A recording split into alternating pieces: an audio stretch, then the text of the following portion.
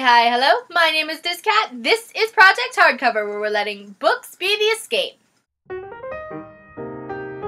Hi, and today I have another project for you guys. Today's project is going to be Project Manga. That's right, today I'm going to be recommending some of my all-time favorite manga series to you guys. I love manga, I love anime, and I don't feel like I talk about that enough on this channel, so here we go! Project Manga. I also am throwing in a couple of graphic novels and some comic books in here at the very end, so just be on the lookout for that. And with that being said, let's get started. This first recommendation has to come first because it is my all-time favorite manga series and my all-time favorite anime series, and it is Holic, or Triple X Holic, whatever you want to call it, by Clamp. I love this series. I love everything that Clamp has ever done, which is a lot, and I've read most of everything that they've ever done, but this is my all-time favorite. This is the story about Watanuki Kimihiro, and he is a high school boy who has a very peculiar talent. He can see spirits, and not only can he see them, but he kinda attracts them, which, as you can imagine, can be kind of troublesome. So one day, while he's being chased by these spirits, he happens upon a shop owned by the wonderful, mysterious, glorious Yuko Ichihara. And Yuko runs a wish-granting shop. Basically, she grants people's wishes in exchange for something of equal value. So she tells Watanuki that if he works in her shop, she will prevent him from attracting and seeing these spirits. And then all kinds of wackiness ensues. The story is funny, it's beautiful, there's so much wisdom in it that's not preachy, and it's just so beautifully written, and the artwork is freaking amazing. I love this series. And also, pretty much all of Clamp's work kind of intertwines with each other. It's kind of like a giant universe of crossover work. So the next recommendation I have for you guys is Tsubasa Reservoir Chronicles by Clamp. Tsubasa Reservoir Chronicles is one of those series, probably the series that overlaps with Holic the most. This story follows two characters that are the main characters of another Clamp series that takes place in an alternate universe, because basically that's how the entire workings of Clamp work. Like, everything is in an alternate universe. There are just infinite numbers of alternate universes. So this one takes place in an alternate universe where Shaoran and Sakura are best friends, have been best friends practically their entire lives. But one day, everything goes awry. Sakura goes into these ruins in her city and happens to lose all of her memories. Turns out that her memories have been scattered across the alternate universes in the forms of feathers. So Shaoran goes to visit, can you guess, our wish-granting friend Yuko Ichihara and asks her if she can, replace Sakura's memories. Yuko tells him no, she cannot replace Sakura's memories, but she can give him the ability to go to the different dimensions and find them. And they also happen upon two other characters who go on this quest with them to find these feathers for reasons of their own. And of course, all kinds of wacky adventures ensue, especially because they are traveling through alternate universes. So they're visiting like all of the worlds and seeing all of the characters that we see in other Clamp series. And it's just so much fun, and it's so intricate, and there's a lot of drama and action and just so much. I love this series. I love these series. Practically anything Clamp does, people, it's so intricate and amazing, and it weaves together really beautifully. Just all of Clamp's stuff. These are my two favorite ones, but I recommend everything by Clamp. But now that my rant about how amazing Clamp is over, let's move on to my next recommendation, which is Full Metal Alchemist by Hiromu Arakawa. It's not my favorite manga series because that's Holic, but this is the best manga and anime series I have ever seen and read.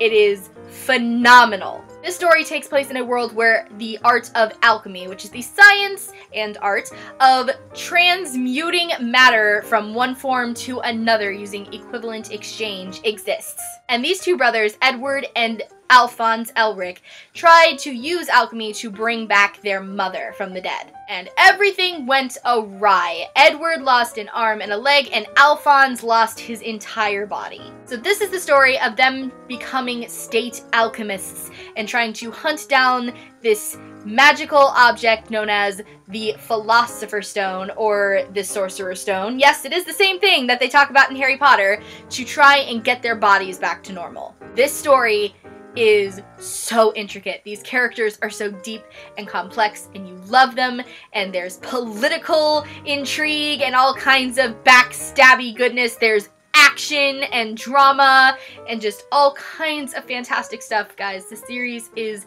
excellent, excellent, excellent. Definitely the best out there, and just everyone needs to read this. Like, everybody. I don't care if you don't like anime or manga. You will like this. Like, I promise. This next series that I'm going to recommend, I don't physically own, but it's still phenomenal, and I think everybody needs to read it, and it is Death Note by Tsugumi Ohba. Death Note tells the story of a high school boy named Light Yagami who happens upon a very special notebook. It is the Death Note. Basically, it is a Shinigami, or death god's, notebook. You write down someone's name in this notebook and they die. So Light happens upon this notebook and decides that he is going to create a new pristine world. He's going to rid the world of all of the awful people in it and just make a better world where he is God. But of course, all of this goes awry, and just all kinds of amazing things happen, and it's just so great. It's really dark, it is really gritty, it does get kind of morbid in places,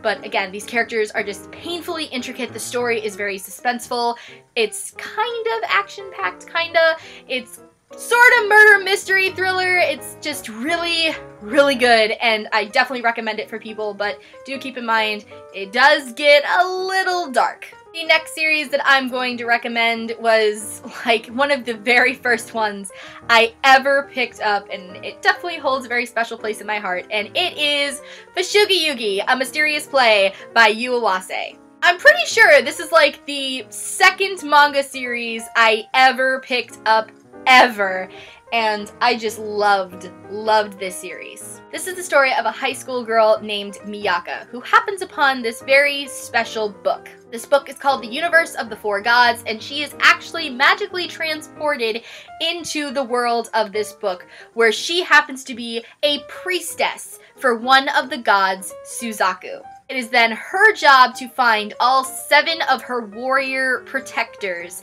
in this world. The story is mostly a romance, but there is a lot of action, there is so much drama, and it's just painfully heartbreaking at times. It's adorably adorable at other times, and there's a lot of funny stuff in here too. It was just a great series to start off with. I'm really glad that it was one of the first ones I ever picked up. Definitely really got me into anime and manga in general, so I definitely recommend it for people who are just starting out. I will mention though, this book, I do believe, goes up to 18 books. My recommendation for you guys is to stop at book 13. Yeah, book 13 is like where the series kind of naturally ends. It's where it ends and you're most satisfied and you're happy with the ending and you really like it. But then it picks up and carries on for like another 5 books. And I'm telling you guys, the last 5 books kind of just really F up the series. So it's just my recommendation that, yes, definitely read the first 13 books. They are phenomenal. They are amazing. Don't read the last 5. You just don't need to. It's like a side plot. It doesn't matter. It doesn't add anything to the story. Just leave it alone. Don't touch it. The next series that I'm going to recommend, I also don't physically own, but it is the anime series and the manga series that I picked up very first. This is the first anime series and manga series that I ever got my hands on, and it is Inuyasha by Rumiko Takahashi. I was like in the 5th grade. I was up at like, I don't know, like 1 o'clock in the morning watching Adult Swim, and this anime came on and I was entrapped. I was like, this is the greatest thing that has ever graced my eyeballs. And of course, the next day I ran out and I got like the first 10 volumes of the books, and it was just wonderful. Wonderful experience. And just, I love this series. This also follows a high school girl named Kagome, and she lives on, you know, a temple shrine grounds, and on her family's property there is a well. And one day she falls down the well and magically transports herself into feudal era Japan, where there are demons and all kinds of crazy stuff going on, and she just gets caught up in all of this demony, magic-y, you know, shenanigans with this half-demon boy named Inuyasha. And of course they meet a whole bunch of wacky characters and friends along the way, and it's just a phenomenal story. There's just everything you could ever want in this story. There's like old Japanese folk tales in this, and there's drama, and there's romance, and there's action, and just feels, so many feels. Just, this series is great. Just so great. So many fond memories of this. I was obsessed with it for years, people. So definitely, especially if you're just getting into anime and manga, definitely get into Inuyasha. You won't regret it. It's phenomenal series. This next series that I'm going to recommend I also don't physically own, but I really love it. It's really adorable, and it is a yaoi series. I'll explain what that is later, but this series is Sakaichi Hatsukoi by Shinguku Nakamura. Okay, so for those of you who don't know, yaoi is basically boy-on-boy romance. So this series is about a guy named Ritsu who works in the publishing industry, and he decides to go work at this new publishing industry to kind of get away from his dad who owns his old publishing industry. Basically, he wants to prove that he can make it on his own without his dad's help. So he goes to this new publishing agency and starts working in the shoujo manga editing section. Shoujo manga is basically romancy type anime books for teenage girls, which he has like no experience with. He's used to, you know, editing for novels. So he's already kind of out of his element, doesn't really know what he's doing, and then even more wackiness ensues. Turns out that his new boss is actually a guy that he was in love with in high school, and they kind of had a huge falling out. So this is the story of them trying to fix what happened between them when they were in high school and them falling in love all over again, and it's just so cute. And there are side plots with other characters that are introduced in the story, and it's so cute. It's so amazing. It's just, I love it. It's just so awesome, and it doesn't get too steamy or anything. You know, there's some smooches and stuff, but it's just, it's adorable. It's so good. I also recommend the companion series. It's kind of the same. A couple of the characters overlap. I recommend the companion series, which is Junjo Romantica. The next series I'm going to recommend is just, this is one of the most funny and adorable series I have ever read and ever watched, and I just love it so much, and it is Ouran High School Host Club by Bisco Hattori. So this follows this character named Haruhi, who goes to this really ritzy rich kid school, and Haruhi happens to walk into this room that is home to the Ouran High School Host Club. Basically, it's this club full of boys who put on these fancy tea parties for these girls. These girls get to have these tea parties with these really hot guys that go to this school. It's a little crazy. And Haruhi accidentally knocks over this like $80 million vase, and now he has to find a way to pay for it. So the host club recommends that he join the host club and work off the price of the vase. But there's a slight complication. Haruhi is a girl. So yes, it is a reverse harem story. It is a, you know, gender mix-up story, but it's so adorable. It's hilariously funny. It's just, this is amazing. I was laughing out loud the entire time I was reading and watching this. The anime is just as good, even though it doesn't encompass all of the books. Just, I love this series. It was hilarious. If you want laughs and just adorableness, definitely read this. It's so good. It's so good. And the last manga series that I'm going to recommend for you guys today is Fruits Basket by Natsuki Takaya. Fruits Basket was also one of those first starter series that I started out with, and it's just an adorable, adorable series. This follows a girl named Toru Honda who has just lost her mother and is now completely in the world on her own. She is taken in by the Soma family. But living with the Somas is a little bit tricky. You see, the Soma family is cursed, so that whenever a member of the opposite sex hugs them, they transform into one of the 13 animals of the zodiac. I say 13 because they add the cat into the Chinese zodiac. So of course, all kinds of wackiness ensues. Again, the story is adorable and it's wacky, it's funny, but there are a lot of feels, a lot of emotions, a lot of complex characters, and this story is just... the story will maim you with how just emotionally adorable and heartbreaking it is at the same time. Just, yes, definitely recommend Fruits Basket, especially for beginners. And now I'm going to recommend just a couple of graphic novels and a couple of comic books to you guys, just because I feel like it. So these graphic novels that I'm going to recommend to you guys are by the same author, and his name is Jonan Vasquez. And for those of you who don't know who he is the guy who came up with Invader Zim, aka one of the greatest shows ever on television, and I am still just painfully upset that they canceled it. That's right, true 90s kid right here. Bring back 90s cartoons.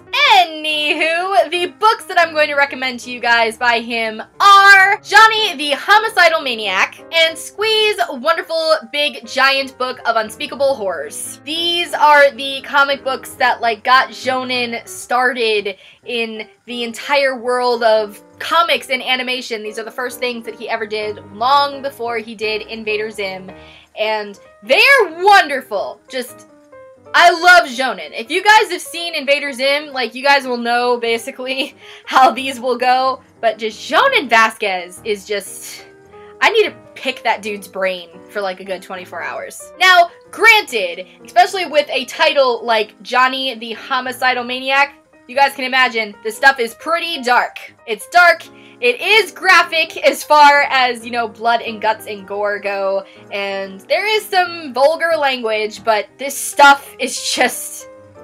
this stuff is great. This stuff is amazing. So definitely for fans of Invader Zim and just really dark, gritty, kind of satirical, kind of sorta humor and stuff like that, definitely this is the stuff for you. It's just... the stuff is great. It's just great. I love Jonan Vasquez. I love him. And now we're moving on to comic books. The first comic book series I'm going to recommend to you guys is Adventure Time by Pendleton Ward. Yes, I know that Adventure Time is a TV series, but guys, it's also comic books. And the comic books are just as good as the show. So if you guys find that you guys don't have time to watch the show or anything, or maybe just watching TV isn't your thing, read the books then, because it's just as good. Adventure Time is wacky, it's funny, it's all kinds of amazing childish wonder, but there is so much deep meaning into some of this stuff. Like, it's kind of scary, the kind of really deep, serious topics that they manage to cover, and